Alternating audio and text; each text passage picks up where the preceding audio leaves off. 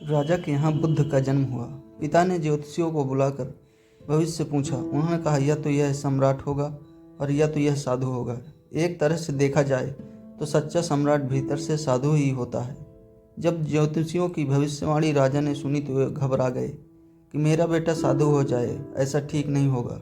राजा ने पूछा, कोई उपाय बताएं, क्योंकि मैं चाहता हूं कि राजा का पुत्र राजा ही बने। ज्योतिषियों ने कहा, इसका लालन पालन व पूरा जीवन बड़ी सावधानी में बिताना होगा, अर्थात आपका पुत्र सिद्धार्थ कभी किसी बूढ़े व्यक्ति को न मिले, कभी किसी बीमार व्यक्ति को न देखे और न कभी किसी मरे हुए व्यक्ति को देखे। जब तक ऐसा होगा तब तक वो राजा ही बने रहेंगे।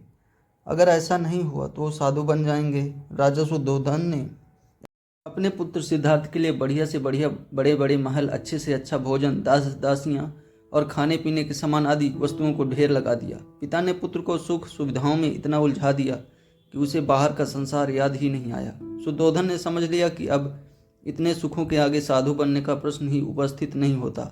वे निश्चिंत हो गए। राजा शुद्धोधन ने बिल्कुल पक्की व्यवस्था कर रखी थी कि उनका पुत्र सिद्धार्थ जीवन में कभी भी वृद्ध, बीमार और मृतक व्यक्ति को न देख सके, क्योंकि अपने पुत्र को खोना नहीं चाहते थे। सिद्धार्थ का जीवन ऐश्वर्य और सुख सुविधाओं में बीत रहा था। उनके जवान होने पर एक सुंदर कन्या यशोधरा से उनका विवाह हो गया। विवाह हो जाने पर शुद्धोधन की आधी चिंता मिट गई। अब तो शादी हो गई, अब कहाँ जाएगा? अब तो मेरा पुत्र बंधन में बंध गया, अब उसके कहीं जाने का सवाल ही नहीं उठता। 1 वर्ष बाद बेटे का भी जन्म हो गया। उसका नाम राहुल रखा गया। अब राजा शुद्धोधन को बिल्कुल पक्का विश्वास हो गया कि अब यह कहीं नहीं जा सकता। एक दिन सिद्धार्थ ने कहा कि पिताजी, आज तक मैंने कभी अपनी राजधानी नहीं देखी, आपकी आज्ञा हो तो आज देखा हूँ। राजा ने कहा, हाँ हाँ, अवश्य जाओ, अपना शहर देख कर आओ। एक सारथी को भी साथ में भेजा कि जाओ राजकुमार को राजधानी घुमा फिरा कर लाओ।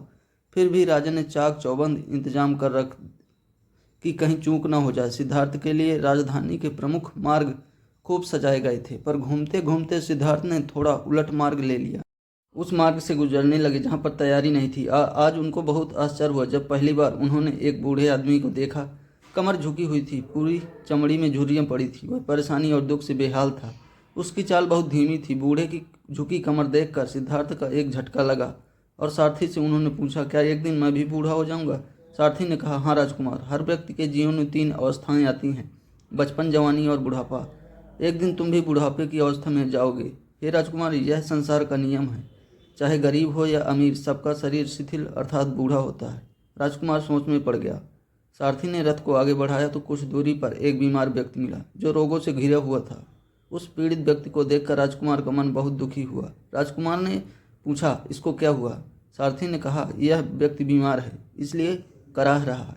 इस संसार में दुख और सुख दोनों हैं। यह अपने भाग्य की बात है कि कोई दुखी और कोई सुखी। क्या मैं भी कभी बीमार हो सकता हूँ? सारथी ने कहा, आप यह विचार अभी छोड़ दे, समय बड़ा बलवान होता है।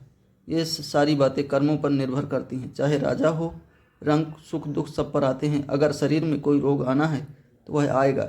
यह सब सुनकर राजकुमार सोच में पड़ गया। सारथी ने रथ को कुछ आगे बढ़ाया तो सामने से 4 कंधों के ऊपर एक अर्थी को जाते हुए देखा। राजकुमार ने ऐसा पहली बार देखा था। उसने सारथी से पूछा, यह क्या है? यह आदमी मर गया, यह मुर्दा है। जो व्यक्ति मर जाता है उसको बांधकर शमशान भूमि में ले जाते हैं, फिर वहाँ उसे जला दिया जाता है। राजकुमार ने कहा, क्या सबको मरना पड़ता है? सबको मरना पड़ता है। यह मृत्युलोक है। जो जन्म लेता है उसे कभी न कभी अवश्य ही मरना पड़ता है। तो इसका मतलब यह हुआ कि ठीक इसी तरह से एक दिन मुझे भी मरना होगा। मेरी देह भी मुर्दा होगी और मुझको भी 4 कंधों पर उठाकर ले जाया जाएगा। मुझको भी ऐसी रस्सियों में बांधा जाएगा। मेरे भी आगे पीछे घर के सदस्य रोएंगे, तड़पेंगे और जिस संसार को मैंने इकट्ठा किया वह सारा का सारा मुझसे छूट जाएगा। इसका मतलब यह हुआ कि एक दिन मैं भी मर जाऊंगा। क्या एक दिन यशोधरा भी मर जाएगी? क्या एक दिन मेरा राहुल भी मर जाएगा?